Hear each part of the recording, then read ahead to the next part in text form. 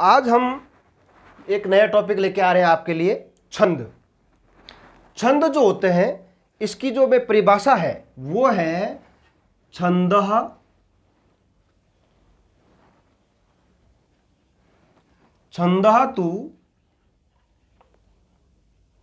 पादौ तु वेदस्य। छंदः पादौ तु वेदस्य, ठीक है ना।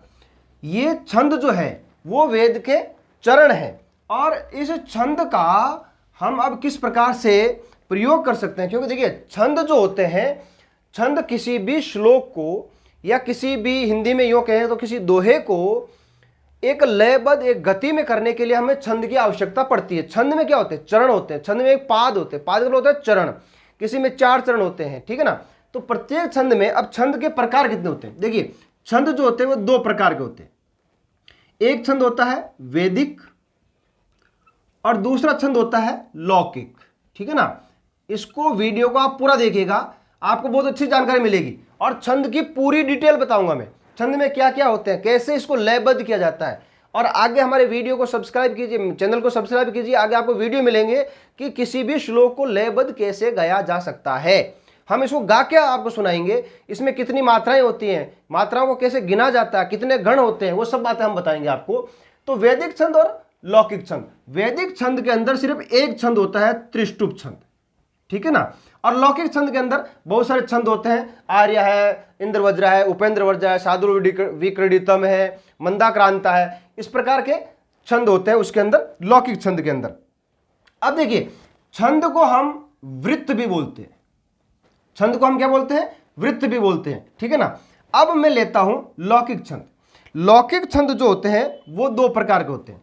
एक होता है वर्णिक और दूसरा होता है मात्रिक छंद, ठीक है ना। मात्रिक छंद के अंदर आर्य जो होता है, आर्य छंद, वो मात्रिक छंद कहलाता है। अब इसमें क्या होता है? मात्रिक छंद में, इसमें मात्राओं की गणना की जाती है, मात्राओं की गणना होती है, ठीक है ना। आर्य छंद जो होता है उसमें हम आपको बताएंगे कि इसके अंदर कैसे होती है, मात्राओं की गणना होती है। मात्राओं की गणना का मतलब क्या है कि हम प्रत्येक वर्ण की मात्रा गिनेंगे। मात्रा के अंदर लघु में और दीर्घ में अलग अलग मात्राएं होती है। लघु होता है वो 1 होता है और दीर्घ की हमें 2 मात्राएं गिनते हैं, तो उसकी मात्राओं को गिन करके हम इसको बताएंगे आपको। और वर्णिक छंद जो होता है, ये जो छंद होता है ये वर्णों पर आधारित होता है, वर्णों पर आधारित होता है, यानी इनके अंदर वर्णों पर आधारित होता है। इसके अंदर वर्ण गिने जाते हैं, ठीक है ना। ये वर्णिक छंद कहलाता है। तो मात्रिक छंद और वर्णिक छंद, ठीक है ना। छंद 2 प्रकार के हो गए, वैदिक छंद, लौकिक छंद। लौकिक छंद जो होता है वर्णिक छंद और मात्रिक छंद। मात्रिक छंद के अंदर आर्य होता है जिसमें मात्राओं की गणना की जाती है। वर्णिक छंद जिसमें वर्णों पर आधारित होता है, वर्णों के उसके अंदर गणों को गिने जाता है, यानी ये किस पे आधारित होता है? गणों पे आधारित होता है। अब गणों को कैसे करते हैं देखिएगा। इसमें गण जो होते हैं वो कितने होते हैं? 8 गण होते हैं। इसको मैं बताता हूं कि 8 गण कैसे होते हैं। देखिए अब हमने मात्रिक छंद के बाद हम वर्णिक छंद में लेते हैं, ठीक है ना।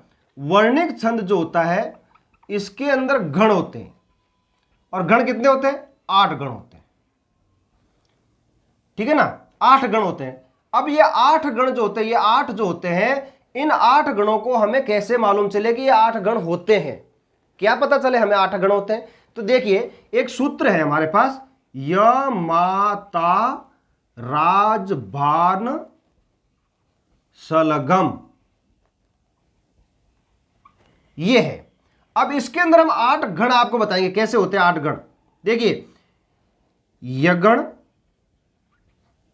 मगण, तगण, रगण,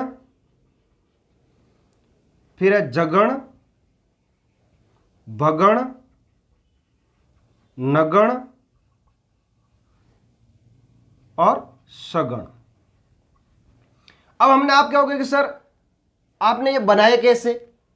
आपने तो ऐसे लिख दिया यगण, मगण, तगण, रगण, जगण, भगण, नगण, सगण, ये लिख दिया आपने। ये बने कैसे? अब देखिए य माता राजभान सलगम से हम बनाएंगे, तो पहला हमारा गण बना ये य माता, यानी इसमें प्रत्येक में 3 3 संख्या होगी, यानी आपको 3 शब्द लेके चलने, 3 वर्ण लेके चलने। यानी 3 वर्ण कैसे, जैसे मान लीजिए मैंने लिखा कि बालकम, ठीक है ना, अब ये से बालकम लिखा, अब इसके अंदर 1 2 3 ये 3 वर्ण हो गए, तो इन 3 वर्णों के आधार पर ही हमें इसको काउंट करना। तो हो गया यगण, फिर मगण यहां से लेकर के यहां तक मगण हो गया, फिर तगण इस त से लेकर के ज तक, फिर रगण र से लेकर के भ तक, फिर जगण ज से लेकर के न तक, और उसके बाद में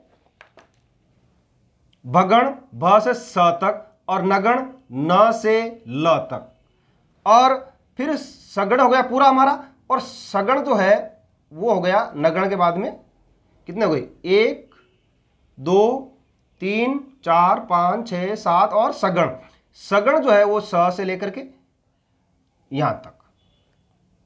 अब इसको काउंट कर दीजिए, देखिए 1 2 3 4 5 6 7 और 8, यानी 1 2 3 4 5 6 7 8। अब ये जो 2 बच गए हमारे पास, इसका ल का मतलब हो गया लघु, इसको हम ह्रस्व भी बोलते हैं, ठीक है, और घ का मतलब हो गया गुरु। अब इसकी मात्राओं को गिनेंगे कैसे, ये देखिएगा, इसकी मात्राओं को गिनने के लिए हमें किसी भी श्लोक में हम जाएंगे कि सर आप क्या होगी, सर ये मात्राएं कैसे होगी, हमें कैसे मालूम चलेगी। तो देखिए यगण के अंदर क्या होता है, जैसे मैंने लिखा यगण, अब इसमें कैसे मात्राएं गिननी है, तो एक लघु दीर्घ दीर्घ, ये आई जो है इसका मतलब हो गया लघु, इंग्लिश का जो एस है इसका मतलब हो गया गुरु, ठीक है ना।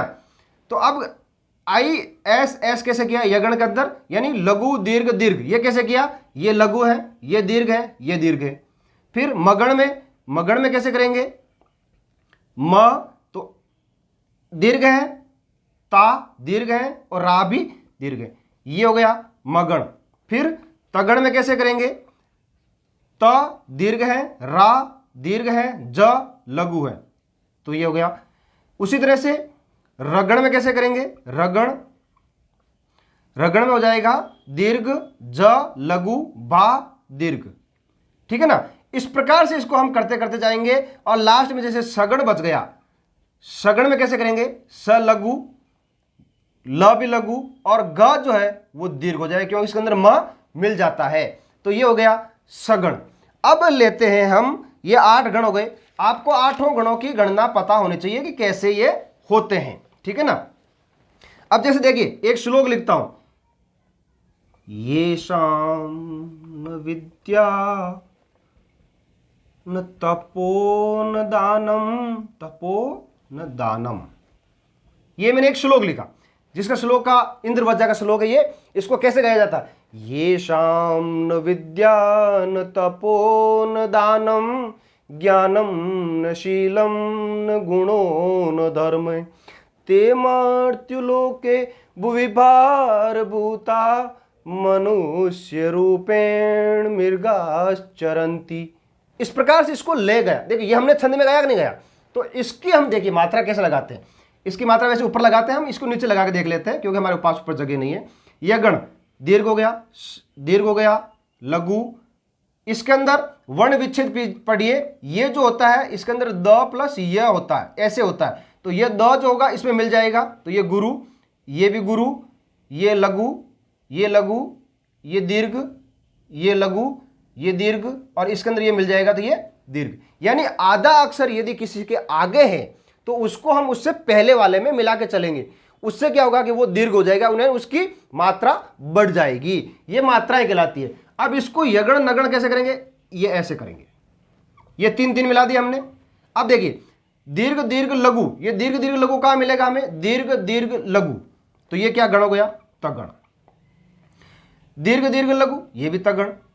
फिर ये है, हाँ ये यहां से लेके यहां तक, ये लघु है, लघु दीर्घ लघु। अब लघु दीर्घ लघु देखिएगा, लघु दीर्घ और लघु, ये रहा लघु दीर्घ लघु, यानी जगण। ये कौन सा गण हो गया, जगण, ये हो गया जगण। कैसे, ये देखिए ज लघु है, भा दीर्घ है और न लघु है, तो ये जगड़ हो गए। इस प्रकार से हम इनकी गणना करते हैं। अब देखिए इंपॉर्टेंट बात बताता हूं आपको मैं, छंदों को हम 3 प्रकार से बांटते हैं, इस बात का याद रखिएगा। छंद जो होते हैं वो 3, इसको वृत्त बोलते हैं, ठीक है ना। तो जो वृत्त जो छंद है इसके 3 प्रकार होते हैं। एक होता है समवृत्त, एक होता है अर्धवृत्त,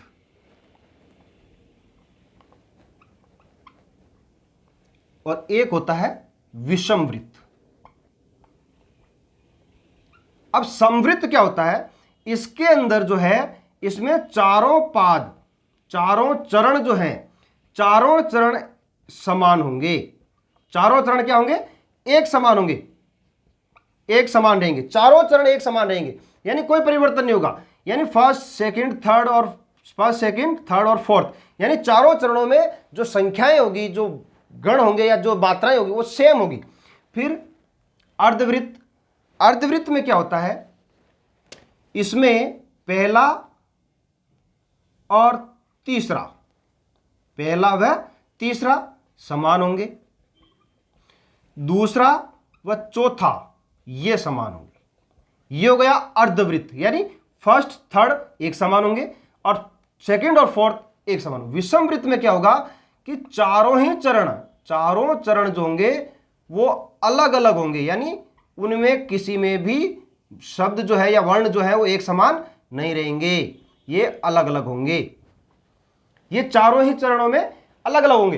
तो समवृत्त, अर्धवृत्त, विषमवृत्त, ये 3 प्रकार से छंदों को हम वृत्त के अंदर जब बांटते हैं तो 3 प्रकार से हो गए। तो छंदों को हमने 2 भागों में बांटा। सबसे पहले याद रखिए वैदिक छंद, लौकिक छंद। लौकिक को हमने 2 भागों में बांटा, मात्रिक और वर्णिक। फिर हम वृत्त में लेते हैं तो वृत्त में समवृत्त, अर्धवृत्त और विषमवृत्त। तो इस प्रकार से सबसे इंपॉर्टेंट चीज जो है वो है य माता राज बाण शलगम जो है, इसको हमें अच्छे से याद करनी है। बाकी हमारा अगला जो श्लोक आएगा, अगला जो वीडियो आएगा उसमें आपको अच्छे अच्छे श्लोकों को गायन आएगा, उन गायन को आप सुनिए, आपको बहुत ही आनंद आएगा और छंदों में किस प्रकार से हम श्लोकों को गा सकते हैं आप उसको सीख जाएंगे। थैंक यू, धन्यवाद।